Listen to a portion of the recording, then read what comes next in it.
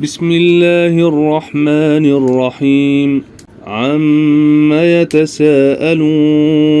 عن النبأ العظيم الذي هم فيه مختلفون.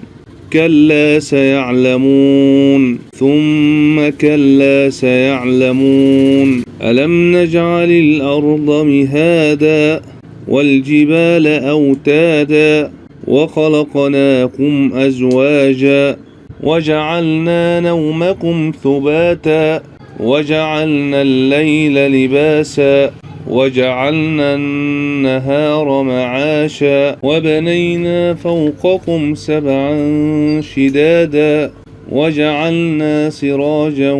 وهاجا وأنزلنا من المعثرات ماء ثجاجا لنخرج به حبا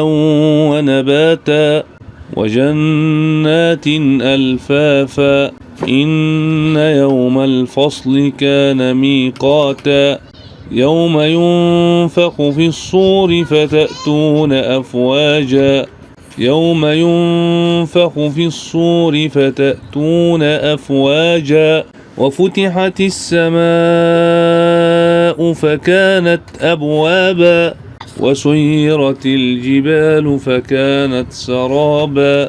إن جهنم كانت مرصادا للطاغين مآبا لابثين فيها أحقابا لا يذوقون فيها بردا ولا شرابا إلا حميما وغساقا جزاء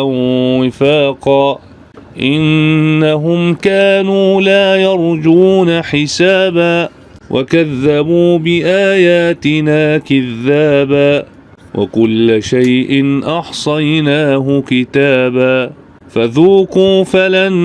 نزيدكم إلا عذابا إن للمتقين مفازا حدائق وأعنابا وكواعب أترابا وكأسا دهاقا لا يسمعون فيها لغوا ولا كذابا جزاء من ربك عطاء حسابا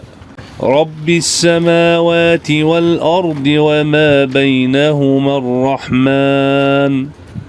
لا يملكون منه خطابا